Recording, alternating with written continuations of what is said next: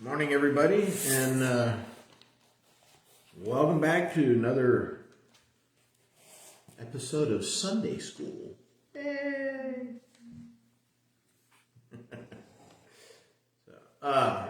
Good to be back. Running a little late as usual. What else is new, right? I had to go to the ATM this morning, so I got to stop by a train. Then I went around the train and safely. I went around the train, get to the bank, and the ATM wouldn't let me have any cash. So I had to go down to the next town. I had to go over to the next bank. I was able to get cash there. I'm on the way back to the house to pick up the girls and get stuck behind a guy towing a car. Yeah, so. But we made it. We are here at church in person. That's right, love and in person. Not just live and in person, but love and in person. Forsake not the body of the believers.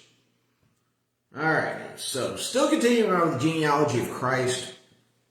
And we are now today going to talk about Judah. And again, this is, before they enter into Egypt, before the Israelites enter into Egypt. Of course, if we remember, Jacob or Israel had 12 sons and a daughter Dinah.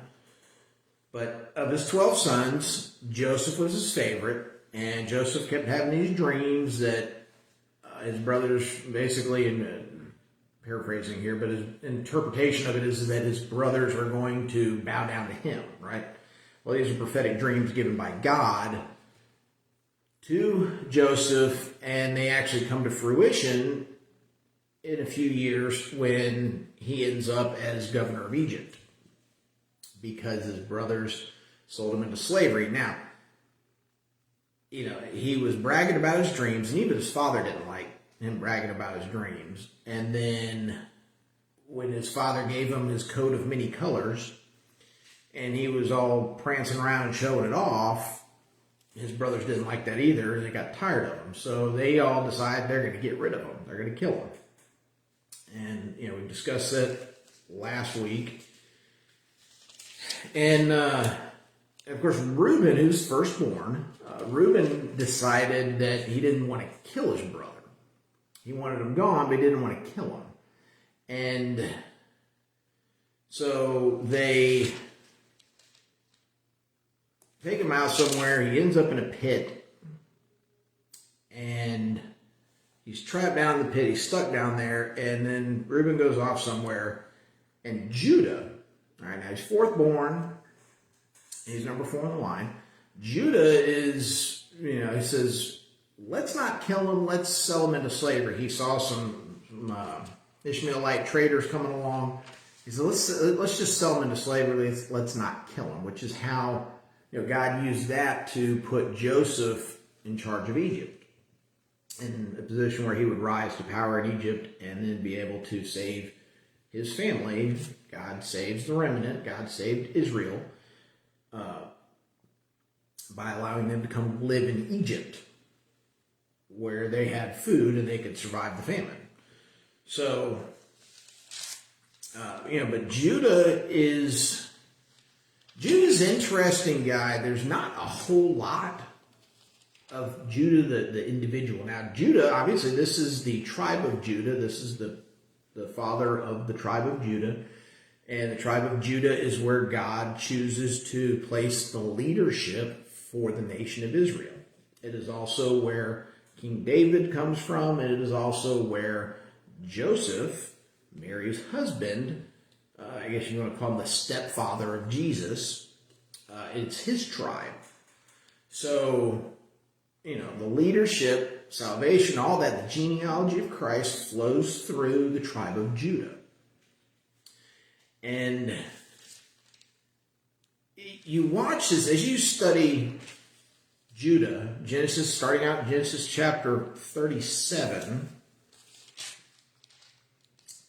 verse 26, Judah said to his brothers, "What do we gain if we kill our brother and cover up his blood? Come on, let's sell him to the Ishmaelites and not lay a hand on him, for he is our brother, our own flesh." And his brothers agreed. So he's standing up. He's taking some leadership there. He's choosing to do something not as evil as what they were going to do. They were going to kill him, but this way they get rid of him. They don't kill him, and their blood's not on on their hands. His blood is not on their hands. And like I said, Reuben was trying not to do any of this stuff, and he waited until Reuben had gone. So Reuben, the oldest brother, was making all the decisions, and but they went along with him. Now, I've talked about this before, and it's God chooses the righteous or those who are going to become righteous. And when you first start reading about Judah, it's like, well, okay, this is the guy. This is who God chooses to, continue the seed, to lead the nation, to eventually bring about our salvation, right, through his bloodline. And I posted an article on the group page from a group called One for Israel. And it's actually a bunch of Messianic Jews in Israel who are trying to evangelize Israelites, trying to evangelize Jews in Israel right now. And that's something that's really not happening. It's almost against the law. I mean, there are Christians in Israel,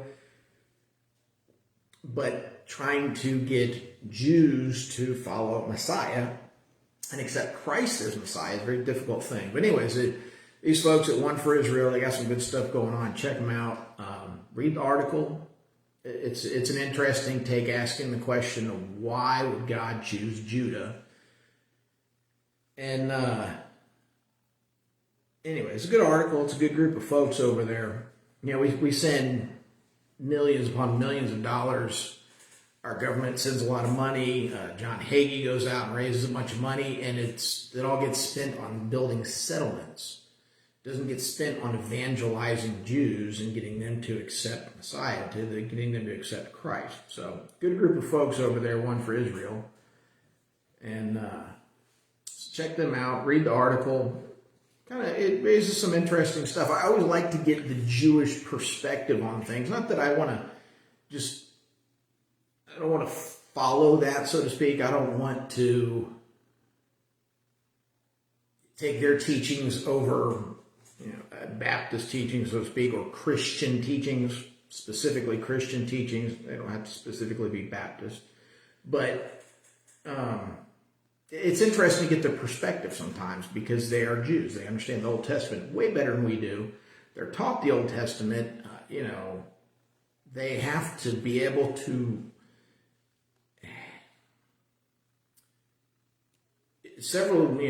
hundreds of years ago, Jewish boys by the age of 13 had to recite the Torah, or the Pentateuch, whatever you want to call it, the first 5 books of the Bible, which is the history and the law of the nation of Israel. They had to recite the whole entire thing by the time they were 13.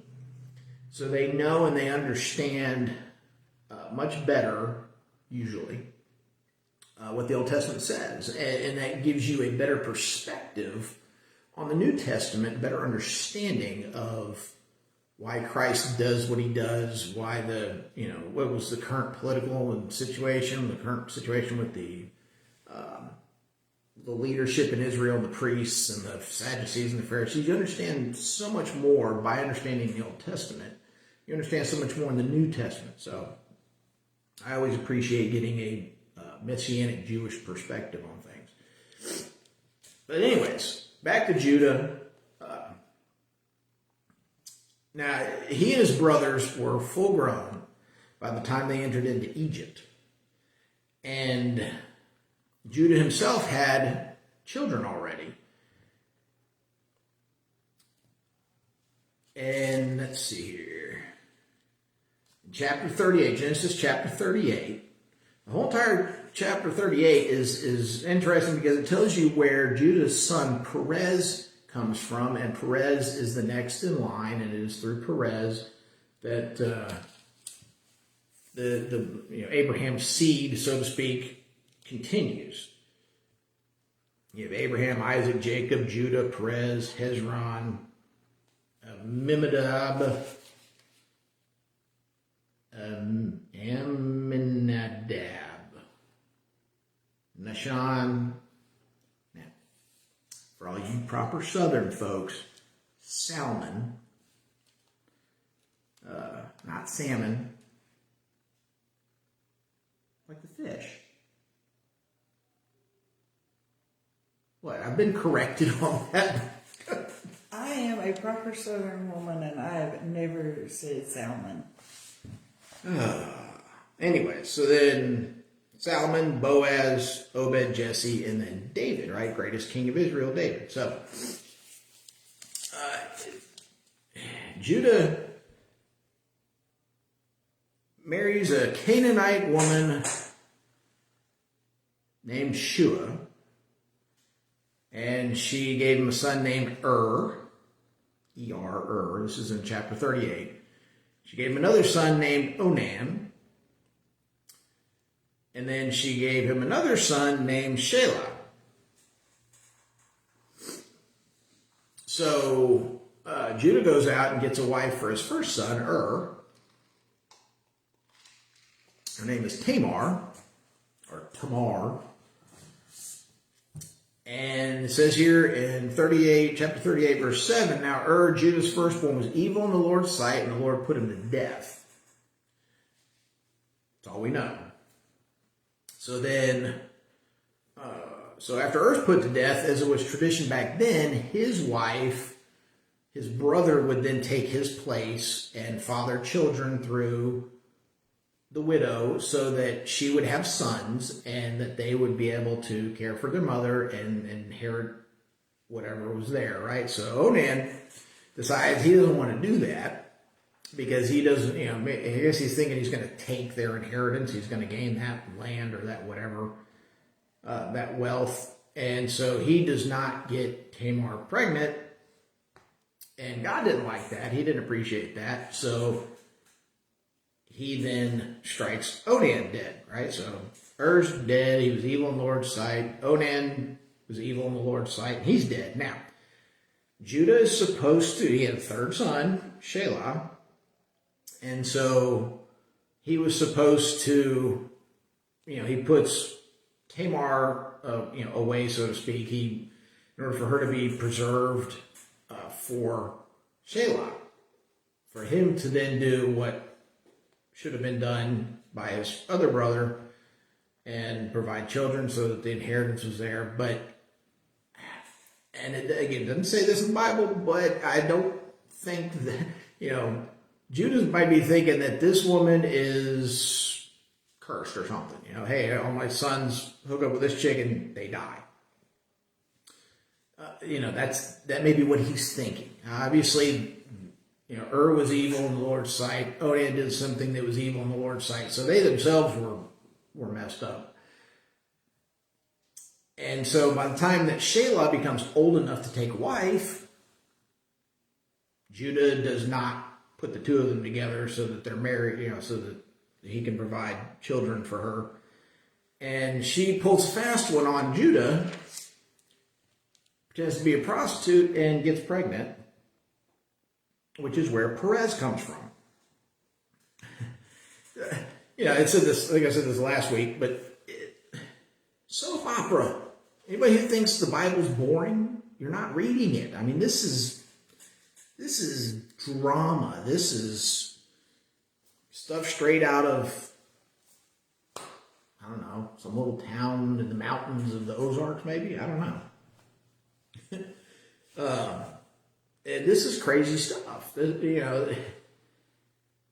I don't think you could make this up. I think if you were to actually make a TV show, like a soap opera, with this as the background, it would, even if you left God out of it, it would become so popular it's not even funny. Everybody would be watching this stuff. But,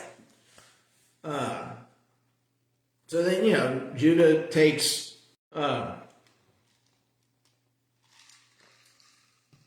so again, this happens before they enter into Israel.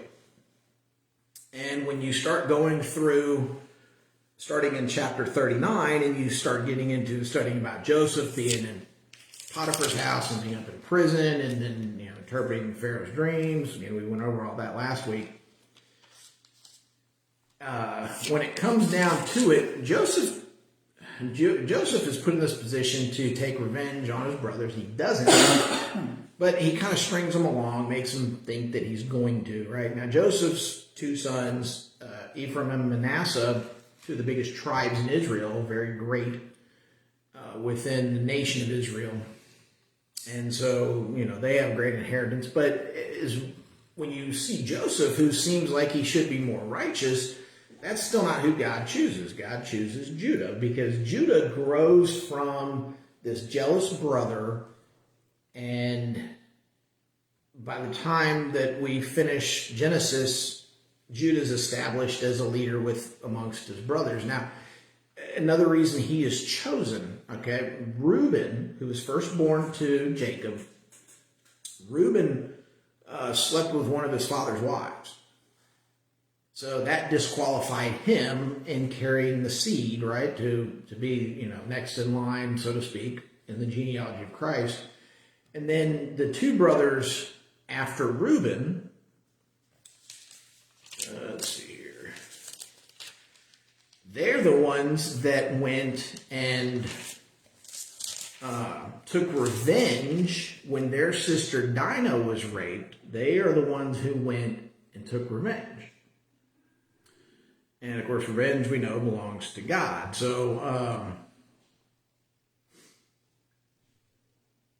that disqualified those two. So the fourth-born, not the firstborn, right? As we notice, it's really not the firstborn of any of these people that, not always anyway, certainly so far the major players here, Seth was third-born, at least, to Adam and Eve. Jacob and Esau, right? Jacob was technically, even though they were twins, Jacob was technically second-born. It's so we see God choosing people he knows are going to become righteous people. They're going to do the right things, and they're going to grow as people and grow as Christians, so to speak, to grow as followers of God. Obviously, they're not Christians back then, but so no matter, and again, I've said this before, no matter what your history is, no matter what your past is, God's going to take you from one point to another if you allow him to teach you and to lead you and guide you.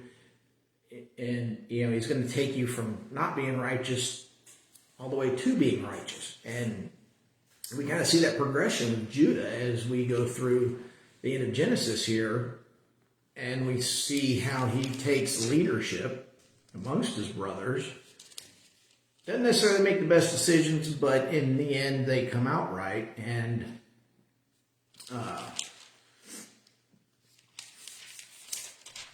so that's plus. And this is something that's interesting. Jacob knew this was going to happen. One of those prophetic things by God. So because you skip forward to Genesis chapter 49. And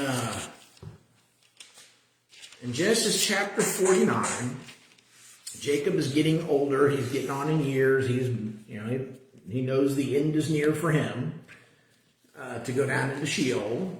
And so chapter 49, he begins to bless his sons. So let's see here. And this is interesting here. So chapter 49, Genesis chapter 49, starting in verse 3. Reuben, you are my firstborn, my strength, and the first fruits of my virility, excelling in prominence, excelling in power.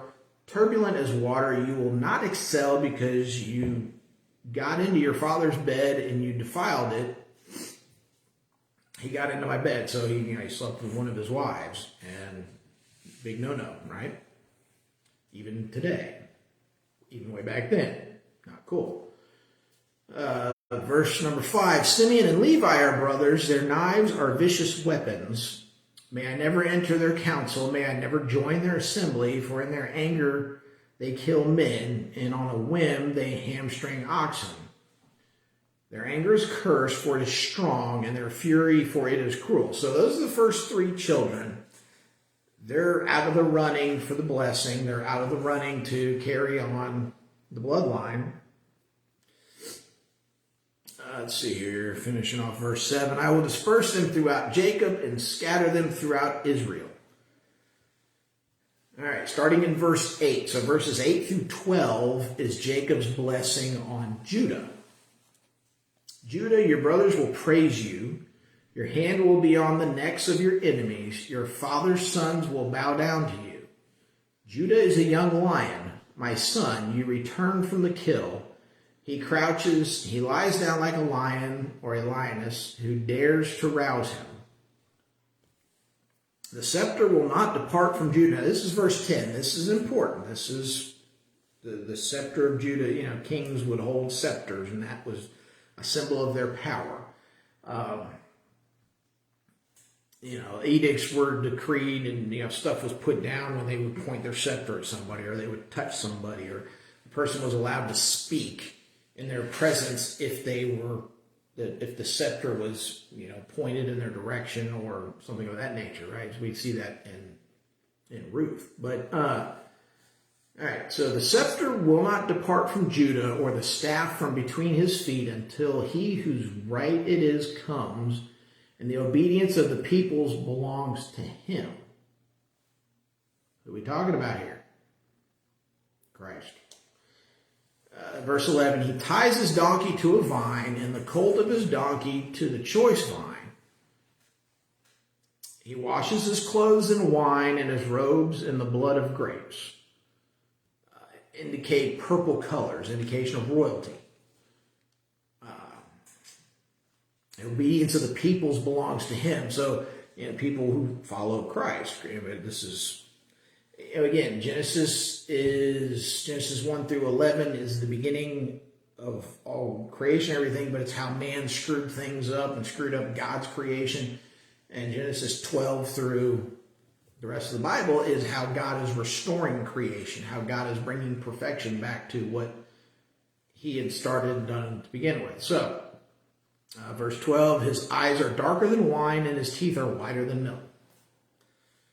I'm not going to get into all the imagery and symbolism there beyond, chapter 49, verse 10. The scepter will not depart from Judah, or the staff from between his feet, until he whose right it is comes, and the obedience of the peoples belongs to him. That is prophecy of Christ right there. All the way back in Genesis. Another prophecy of Christ, right? You had the prophecy back in the garden that a woman's son would, snake would bruise the heel, and then a woman's son would bruise the snake's head. So, more prophecy. But, it's, like I said, it's interesting. That brings us to the end of Genesis. And, of course, it's not the end of genealogy here, but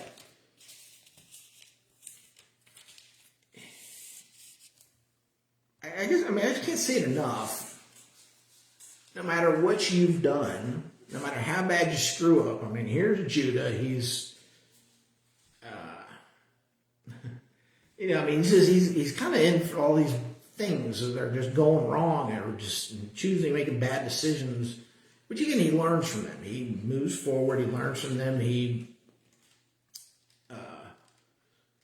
becomes a better person. As you study what limited information we have here in Genesis about Judah himself, but this is who God chooses, because he sees the growth in him, and he becomes righteous. As he becomes righteous, God preserves the remnant. This is Israel coming into fruition. This is Israel coming into its own as a nation. They spend 400 years in Egypt, and they go into Egypt with about 65 or to 70 people. They leave Egypt 400 years later with potentially millions of people. It was a lot. So, which again is something interesting as you study the way that Joseph moved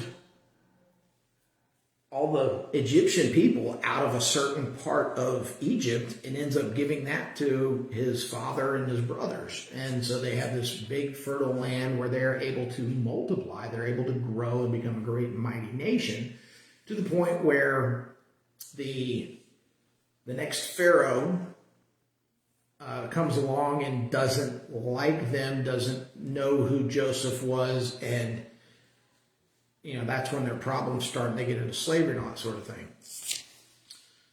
So like I said, Judah's son Perez, and again, weird thing with Tamar, widowed because her first two husbands were evil in the Lord's sight. And then Judah didn't give him to Shelah. And I'm looking at this thinking, like I said earlier, I'm thinking that he doesn't want to give his third son to Tamar because his third son might die too. I don't know. I mean, like I said, I'm thinking that it's not specifically in Scripture. That could be a reason why he did not give Tamar to his third son when his third son matured.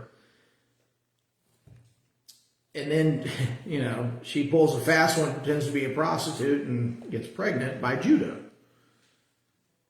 Which, again, he realizes when she comes, he's going to have her killed because he finally came around and was about to give her to Shelah or, whatever. He checks in on her and she's pregnant. And he finds out it's his. So that's where we get Perez. So like I said, Judah, and then his son Perez. Perez has a son named Hezron. Then you have Amminadab.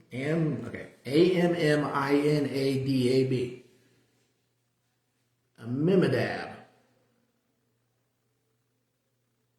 Maybe. Close enough. I don't know.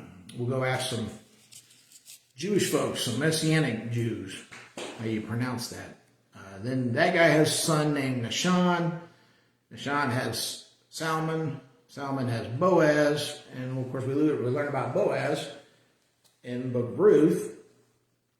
And we will get into that later. That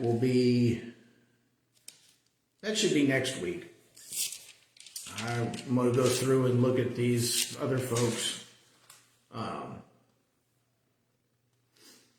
Like I said, so Genesis is over. They're in the land. The Israelites are in the land of Egypt. They're there for 400 years. Close to the end of that 400 years, God raises up Moses.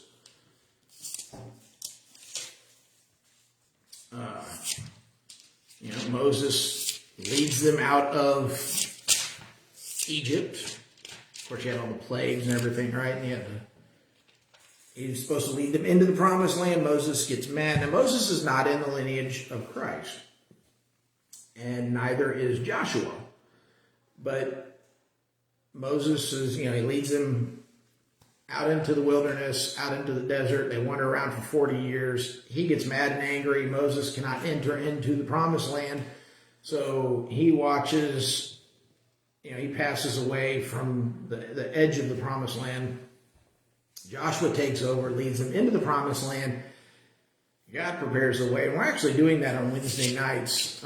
Brother Roy is leading us through the book of Joshua on Wednesday nights. And it's a lot of interesting stuff there. And when you sit there and read through these genealogies, oh, that's so boring. Oh, that's so boring. And just reading that is. But if you kind of read through it quickly, but make note of some of those names. And like I said, mentioned, Judah sells his brother to Ishmaelite traders.